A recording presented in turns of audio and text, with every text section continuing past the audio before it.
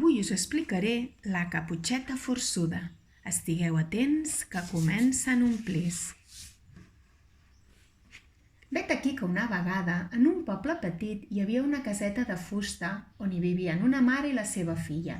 Aquesta noieta sempre anava vestida de color vermell. Botes, mitges, faldilla, brusa, jersei i fins i tot la caputxa que duia quan sortia de casa. Per això tothom la coneixia com la caputxeta vermella.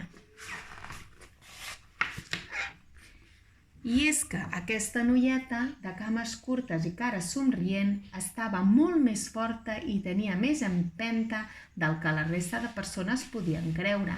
De fet, va agafar el cistell amb els dits índex de la mà dreta com si res. Es va posar a fer footing i va córrer bosc endins cap a casa l'àvia. Després d'una estona caminant, la caputxeta es va aturar un moment per fer alguns estiraments. Mentrestant, el llop, que vivia per aquelles contrades, va treure el nas per darrere una alzina. Quan va ensumar la caputxeta, se li va fer la boca aigua i el cor se li va accelerar a 100 per hora. Feia tant de temps que no menjava carn fresca, així que ell, tot fatxenda, es va atensar a la caputxeta. «Bon dia, caputxeta! Saps qui sóc, jo? Em dic Llop Ferotge i sóc el més fort del bosc. Vols que t'ajudi amb aquest cistell tan gran que portes?» Sí, ja sé qui ets, li va dir la caputxeta mentre mirava la fila que feia. Però això de fort, no sé pas, no, Mira quina panxota que tens. Segur que fa molt de temps que no fas esport i no deus parar de menjar llaminadures. Diuen al poble que t'has passat els darrers 10 anys escarxofat al sofà del teu cau veient la televisió i menjant crispetes. Potser sí que estic més baixa forma que abans. Ja no passo tant pel gimnàs, però encara puc aixecar aquest cistellet que portes. No podràs, que pesa molt, va advertir-lo la caputxeta amb un lleu somriure. Res no és massa per al Llop Ferotge. A més, tampoc hi deus dur gran cosa.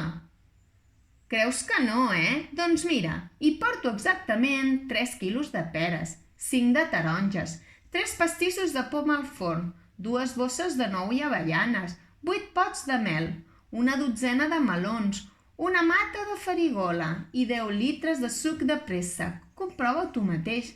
I tot seguit va deixar el cistell a terra perquè l'agafés el llop. Ell s'hi va apropar, va allargar els braços i va fer força per aixecar-lo, però no podia. Ho va intentar una vegada i una altra fins que al final, mort de cansament, se li va escapar un petarró de l'esforç que havia fet. El llop, molt empipat i encara amb més ganes de menjar-se la caputxeta, li va preguntar on anava. En saber que anava a casa l'àvia, li va indicar el camí més llarg i així ell agafaria el camí més curt.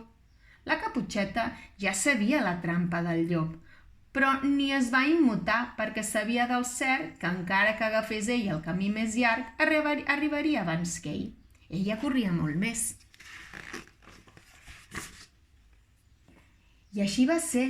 El llop va córrer amb totes les seves forces, que no eren gaires, per arribar abans, i mentrestant anava pensant en el gran tiberi que l'esperava. De primer plat, l'àvia, i de segon, la caputxeta.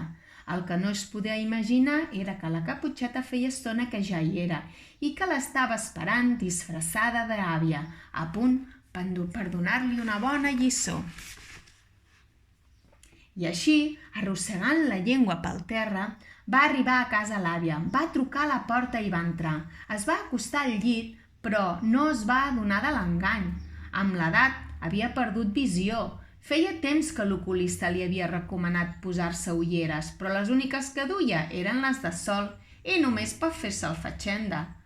Però eren sense graduar, així que no veia quasi bé res. De tota manera, el llop va notar que l'àvia semblava més jove. Això sí que ho va notar, però es pensava que era l'àvia de veritat. «Àvia, quins ulls més macos que tens!», va dir el llop. «Són per veure't millor, la teva panxota», va respondre la caputxeta disfressada d'àvia. «I aquestes dents tan blanques i ben posades que tens? que t'has fet una dentadura nova? Són per espantar millols i ops fatxendes del bosc, costant contestar la Caputxeta disfressada d'àvia. I aquests cutis tan suau que tens? Preguntant curiosit el llop. És gràcies a les cremetes que em poso sempre abans d'anar a dormir. I aquestes mans, que fortes que sembla, es va sorprendre el llop. Són per sacsejar-te millor, llop, va cridar la Caputxeta disfressada d'àvia. Llavors la Caputxeta va saltar del llit, va agafar el llop per la cua i el va fer giravoltar fins que va anar a parar contra la paret de l'habitació. El llop va quedar del tot estabornit i quan va recuperar els sentits va entendre la fi la lliçó que li volia donar la Caputxeta. I diuen que va ser així com aquell llop fatxenda i panxut va deixar de molestar totes les persones d'aquell llop, fossin o no tan forçudes com la Caputxeta vermella. I catacric, catacrac, aquest conte s'ha acabat.